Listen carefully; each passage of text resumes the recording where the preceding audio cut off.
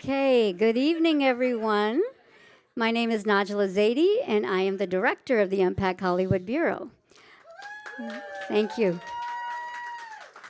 I hope you enjoyed dinner, and if you haven't already, this is your last chance to pull out your phones and follow us, like us, because we're friends now since you've been here all day, and subscribe for more amazing content because would love for you to stay in touch with us and know what we're doing because we're always doing new and interesting and fun things. So please join us.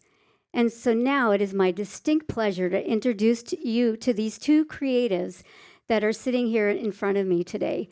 And from my personal experience, I know that the most a writer can hope for is to be read. The most a director can hope for is to have his or her vision realized. That brings us to filmmakers.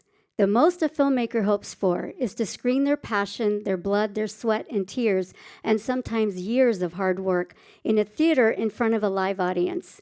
And for independent filmmakers, the dream is to open in a top festival. These two accomplished filmmakers have brought their films to the world stage here at the Tribeca Festival, which is quite an accomplishment. Um,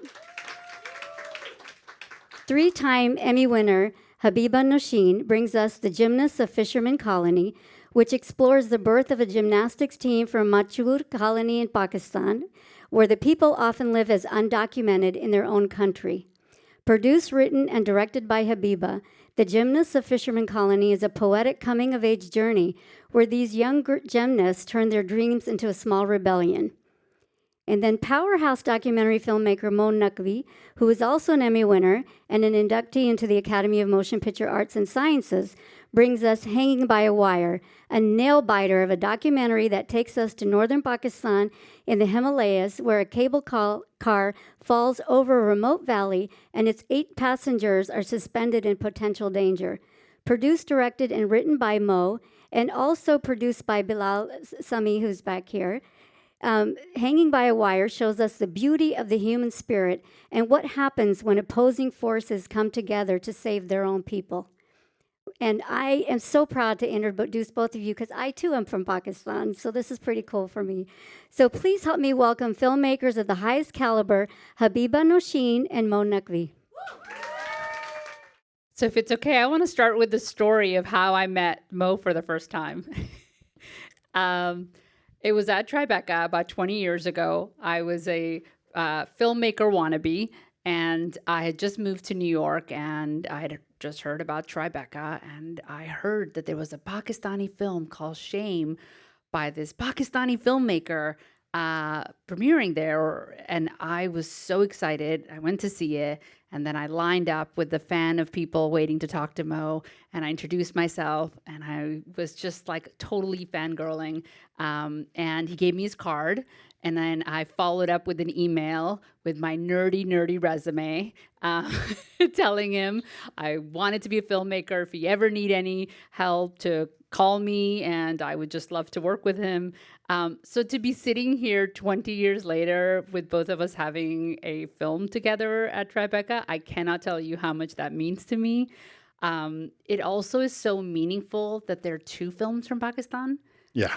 It's not normal. I just want to acknowledge, because often you hear festivals say, oh, we already have a film from Pakistan. We already did a film for Pakistan 5 years ago, or something like that. So it's irritating, but I also want to acknowledge the fact that Tribeca didn't have that attitude. I am so grateful for that because we need to see more of that in the world. Yeah. And I should mention that after we met, literally a few years later, you had your film, Outlawed in Pakistan, premiere at Sundance. So, and we've been friends for the last 20 years. She's made so many films and projects, and I just am returning to Tribeca for the 3rd time with my 7th feature. So I'm excited to be here.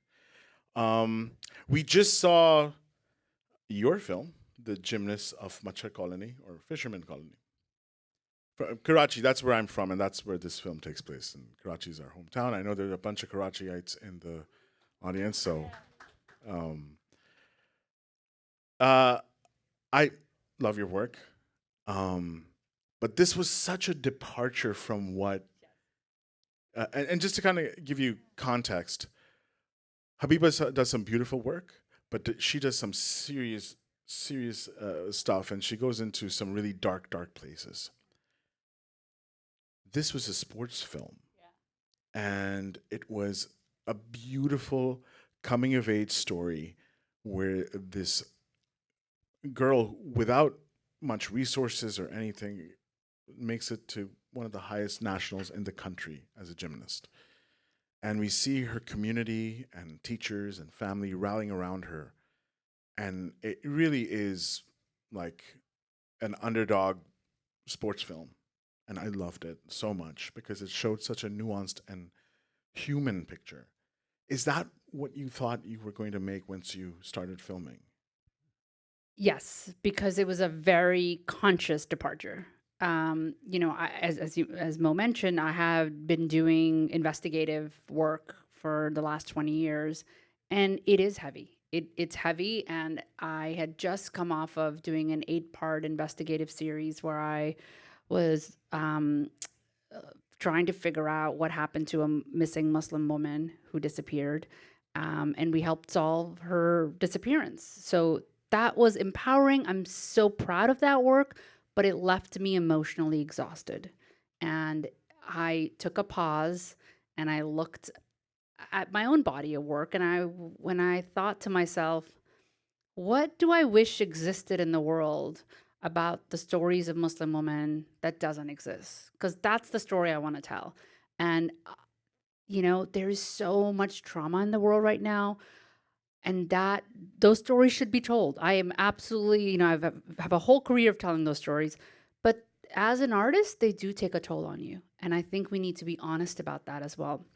After the podcast finished, I did a trauma therapy course because I had to process how much it took from me. And I thought to myself, if I want to continue telling stories about women, which is kind of my passion, which is what I love to do, there's got to be a different way for me to do that where I don't feel so drained. And I want to create a story next that I wish was in the world that I'm not seeing. And that was a story that was more hopeful in tone. And that's, when I came across the school um, and the beautiful work that this woman named Tara Hassan, who we're so lucky is in the room with us right now. Where is she? Where's Tara? Oh, there she is.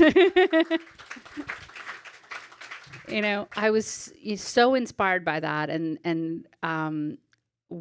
so it was a conscious effort once we went into this process that this is a story that we wanted to focus on um, the joy and how these girls dare to dream with so little, and that gives you some kind of like no matter what you're going through in life. I hope that we don't. Sometimes we think, oh, sports, yes, they're for girls who have a lot of resources. I don't think that should be how we look at the world. Girls from any and every walk of life should be allowed to access sports, and that's sort of what's at the heart of this film for me. And I have to say, just riffing off of what you said, and I want to acknowledge, first of all, Muslim House and Doris Duke Foundation, the Muslim Public Affairs Council, and the prolific Suovedi for giving us so much love and putting together this beautiful day of programming. I mean, when we were making films, we were operating in silos. We were orphans. And even just beyond Pakistan, I would say just, we're here at the Muslim House. This was not a reality 20 years ago. So the fact that we're sitting here and we're talking about Muslim stories and Muslim voices, um, that is a dream come true. I would have never imagined it. That we're getting this platform to speak. And you told a story that was not centered in trauma. And I deliberately did that with my film too. I wanted to do a full on action thriller film where these rescuers come together to rescue these kids in the Himalayan mountains. And it's not centering poverty, it's not centering trauma, and they're not terrorists, they're not victims. In fact, they're action heroes. And that to me was amazingly subversive. And I used very deliberately the language of Hollywood. Because I mean, and Bilal will, my producing partner back there, he'd always tell you, every time I pitched this project, I was like, this is Die Hard meets Goonies. Because it really, I cannot tell you how it encapsulates perfectly the Muslim community, where there are a bunch of ragtag Muslims, you can say, who put aside their differences, come together to go save the kids. And it's comedic and it's human. And I think, very much like you, a lot of my earlier work delved very much into serious issues, and I'm very proud that I did that, and they all had impact. But if I only told those stories, I wouldn't be telling a true picture of us as people. And we're also joyful, we also celebrate, and we're also ridiculous Yeah. and fun. And and so I wonder if you felt what's been the reaction to that, to you departing from your lane, if I can say that. What have you felt? What have you been frustrated by, if anything, about departing from the lane that we're expected to stay on? So, first of all, we've had an overwhelmingly positive response, and definitely, I think, with just regular audiences, and even, this film is accessible. It's accessible to a global audience, and I purposely made it that way. I think when it comes to nonfiction and documentary feature, and especially if you're coming from a global majority country, or you're coming from what quote unquote people say the margins, you're expected to perform trauma. And you're expected to do representation, and there's a burden of representation. And that's very much the lane that you can be in. Now, when I started making films, when you're talking about Shame, which is one of my earliest films, I always saw that movie centers around this human rights icon, Mukhtar and Mai, whom, if you guys are familiar with her story, I followed her for 5, 6 years, and it was one of the first films I made. She had suffered an immense tragedy. She was a victim of horrific abuse, but she used that trauma to essentially become a hero and inspire change. And my film was about, actually, I always thought it was a hero's arc, that story. And it looked at how women in some conservative, patriarchal, misogynistic pockets of Pakistan really, some of the most horrific things can happen, and you have this lady who's enduring. Now, I was so proud because to me, I was like, oh, I'm sharing a story of one of the heroes for a world. But what kind of became more, and there was an impact campaign that we used to kind of generate funds for her school, and we're really proud of that. But then you also have to kind of look at, well, who are we making this for? It's a global audience, yes, but when you look at the form of documentary, it's mostly a Western audience. And at a certain point, you start kind of like, wait a second. They're like, oh, pat, pat, pat, good job. It's like a patronizing, condescending tone that, oh, aren't these savages doing well for themselves? You know? And so I wanted to, excuse my language, be a deliberate FU with this film. And I think the reactions I've gotten are polarized in the sense that people love this film. And then there have been people who've been really, really critical because they wanted me to make another film. They wanted me to make a film that delves into infrastructure and politics and class issues And I'm like, yeah, but I want to make an action thriller film. It's a different genre, right? So it's ludicrous because it's like pretend you make a horror film and then the criticism is, well, there wasn't enough romance in it. And I mean, I can similarly bring up other documentary action films such as Touching the Void, Man on a Wire. Those films are respected because of their really tight construction. But do we go into French colonial climbing culture or any of these things? Those things are not expected. But for us, we are expected. And I think even with your film, when I saw it, I loved it. I got it right away. But I'm like, I can imagine her getting some really irritating questions, right, about the gymnasts. I And, mean, yeah.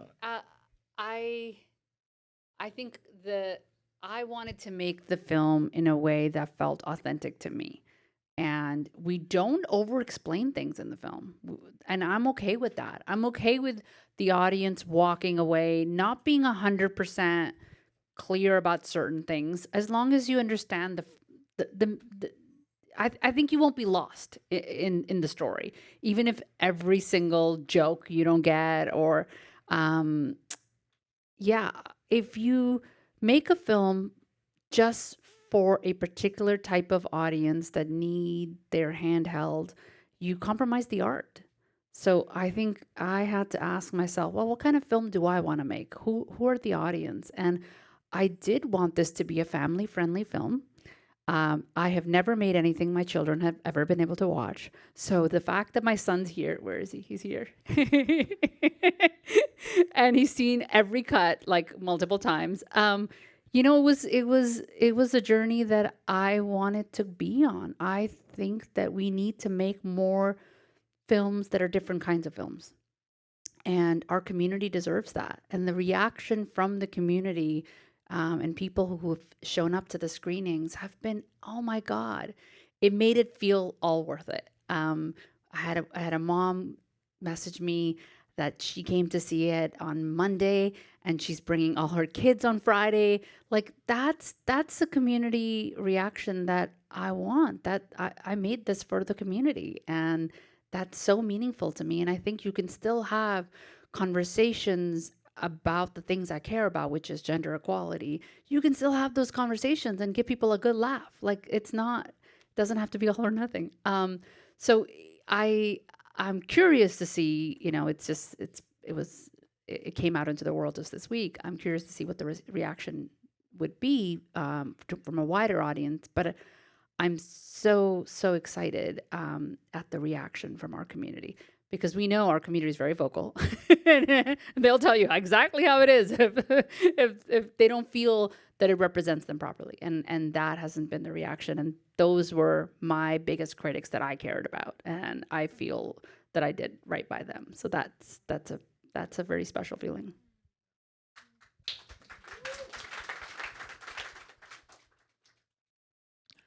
So I know that you have one more screening or two more screenings. One more Friday night. You guys should definitely check it out if you haven't seen it. It's screening tomorrow. And what are your?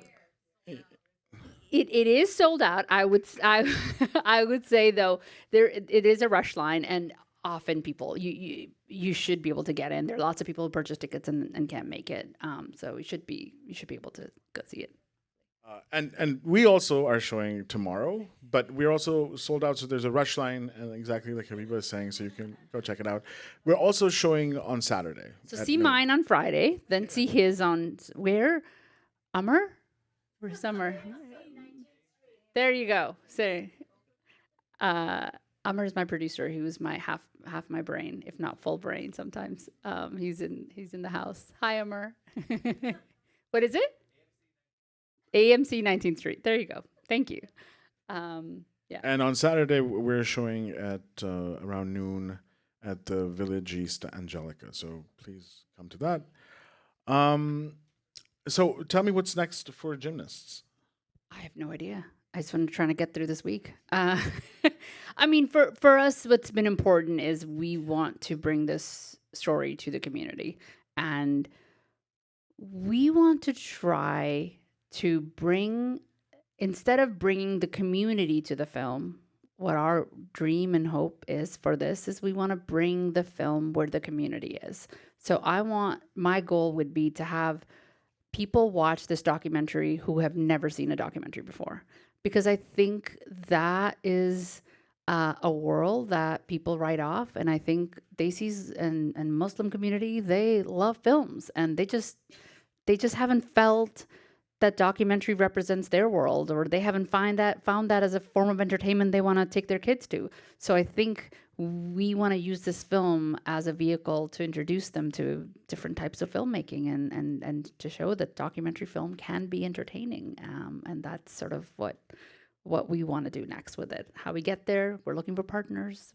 And essentially also be an honest representation of them, because I get that why they don't want to see, because it's not always, if it's only showing them in negative light perpetually all the time, and again through like a Western lens, then I get it, and I'm glad that you broke that with this, and so did I. So, what would be your next project?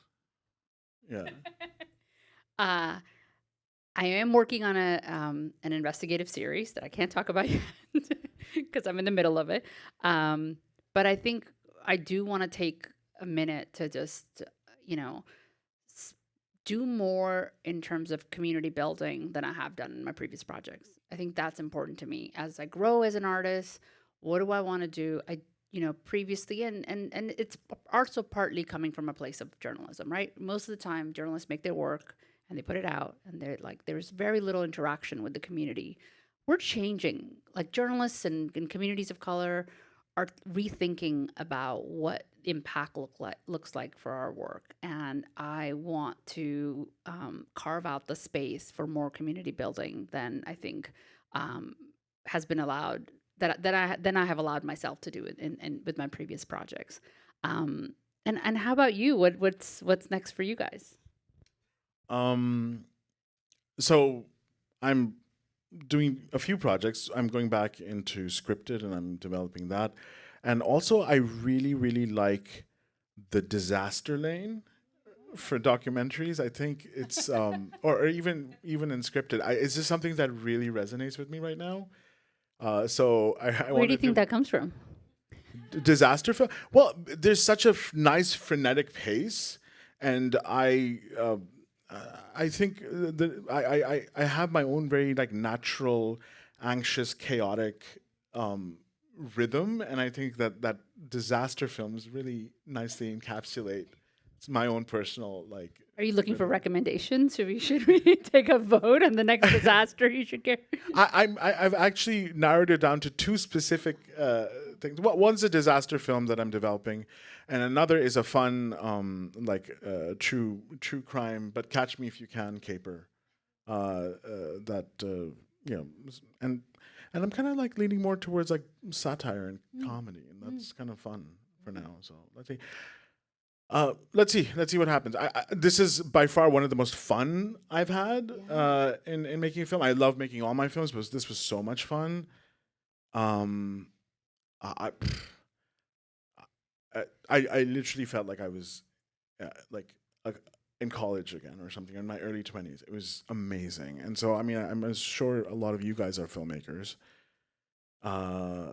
So I think people underestimate how important it is for artists to also have fun while making things, because it is so stressful, right? It comes with so much pressure, stress, and we don't often acknowledge the need for us to fuel that creativity with joy. And oh my god, yeah, so much fun. So hopefully wherever I go next, and that's fun too. I had a question for Mo. I want to know what advice Mo would give his younger self.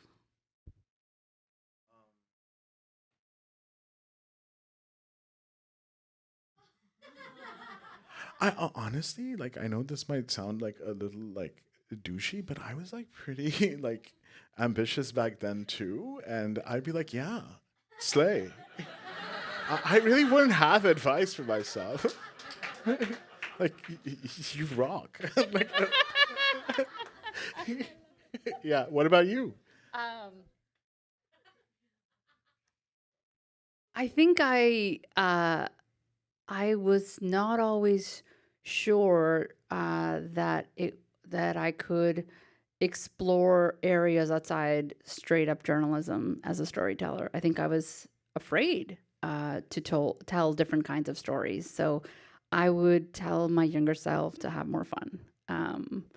And to see where that fun leads you, and what kind of stories can come out of, I for me, I have a background in gender studies, so I clearly that felt like my calling, and journalism and documentary filmmaking became the vehicle through which I felt like I was carrying out that work.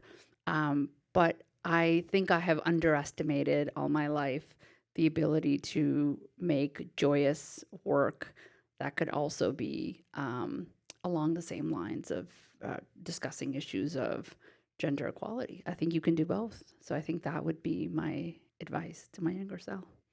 And maybe buy Apple stock. Yeah, That would have been that helpful, would have been, right? yeah. Yeah. I think we are at time. So, Do you guys have any questions? Yeah. Yes.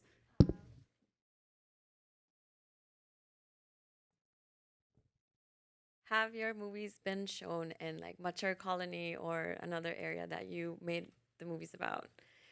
And what was the reaction? Yeah. Not yet. This was our world premiere. We absolutely will take this film to Metro Colony. That is at the heart of what this campaign and impact campaign feels like, and our commitment to the community.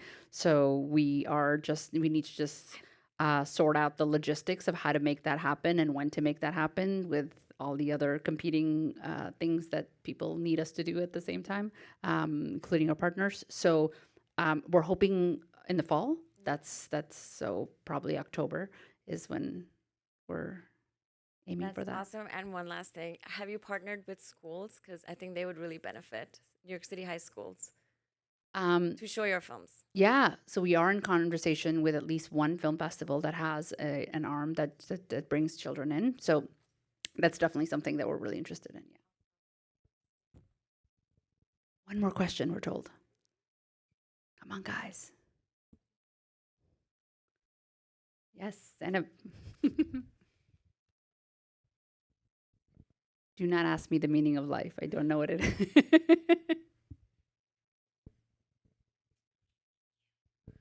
Hi, I'm Zainab Sultan. I'm working with Habiba, so I didn't want to take up time, but since there's no more questions, I kind of want to ask. You brought up about how you were sort of expected to stay on the same path, making a certain kind of work, and when you both decided to deviate, how did you sort of pitch that to your financiers? Because in some ways you have this body of work, and even in grants, you're sort of expected to explain what did you do in the past, and in your one more question, if you have the time, in your earlier days, it might have. I mean, you sort of primarily were a journalist and transitioned to documentaries. Mo, I don't know so much about your early time in career, but getting projects off the ground as a first-time filmmaker, what was it that was sort of the key thing to your success? And when you were pitching your projects, if you can address that.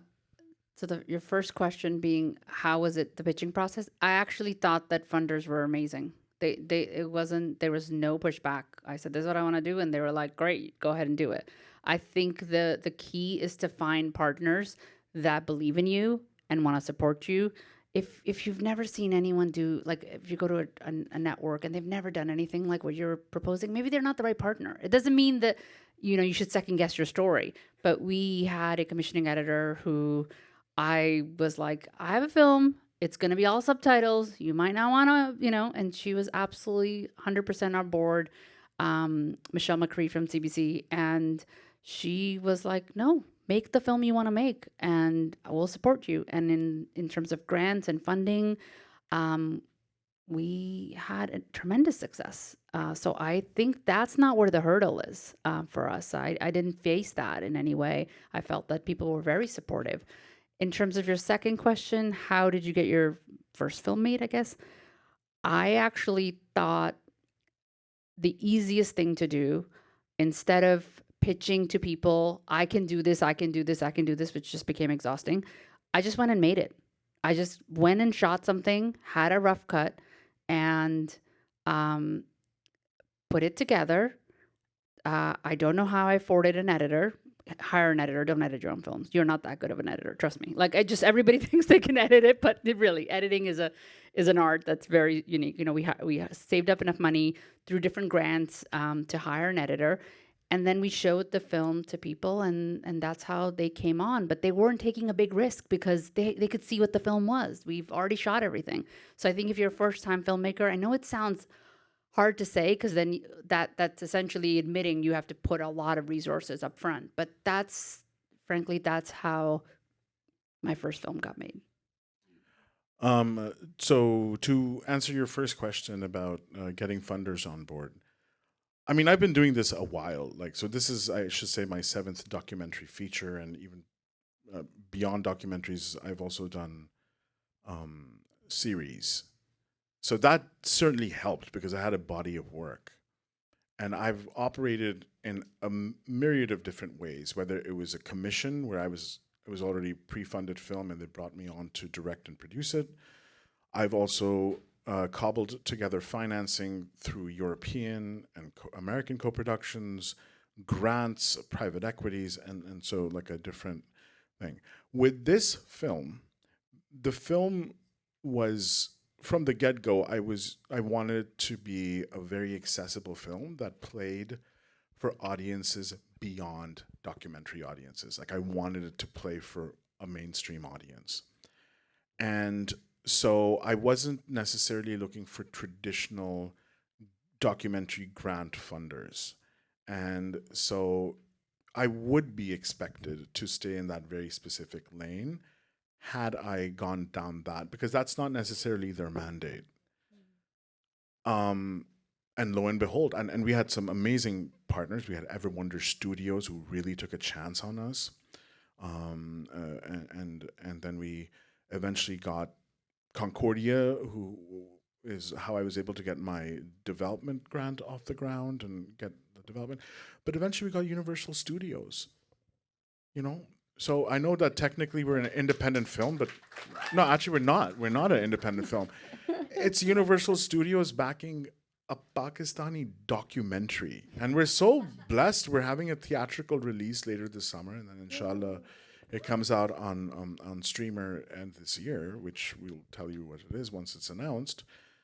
But yeah, because I wanted to make a film that played to a wider audience, they were on board. How I made one of my first films, Shame. Yeah, this never happened again. I wrote a 1-page treatment. I went and interviewed Mukhtar and Mai and got her blessing, and I made the most horrendous sizzle, like real selects, like a 1 minute. And then Showtime, Paramount at that time, funded 100% of my film. Oh my God. That happened from pitch to green light 1 month. That never happens. So I would say there is hope out there for documentary filmmaking. There are lots of fantastic European funders. So ask your parents if you have any other citizenships. And same with Canada. It's so heartbreaking the way that public funding is sort of been eroded in the United States. And that is just awful, awful on so many levels. But there are opportunities to collaborate with European and Canadian partners. It's tricky because there has to be there are lots of guidelines and rules that you have to follow, but there are opportunities too. You know, if you have a story that only you can tell, find partners who can access that funding, and that might be your way in. I think we have to wrap up, but we're here if, in case you want to ask any questions. Sure, okay. Habiba, Hi. what's the meaning of life? I have no idea. No, my quick question is, we talk about great stuff. I'm using Pakistan as an example. Scaling has been big challenge. A small audience in a city, some people do it. How do you get what you guys do as an example to say schools? Somebody came up with the idea in a Machar colony, but through TCF schools and other schools across the country, not just in Karachi, great stuff is happening in small places. It's the connectivity. Everything is connected to everything else. How, are you focused on that, and how do you go about it? We're gonna leave it to our amazing Pakistani expert in resident Tyra to come up with that plan. I mean, look, you need community partners. This is not something that someone living in New York and can figure out how to mobilize local communities, and to pretend that is just like, let's get real. So I think the way for us that we've been thinking about is really having meaningful partners with on the ground who do exactly that. There are people who are doing this. We're not reinventing the wheel here, but we're just finding partners who do this work and who do it really well, and using the film to sort of expand that audience to think beyond the way we've used documentary filmmaking before. So I think there are lots of opportunities to do that kind of work. Cool. Yep. Thank you. Thank you.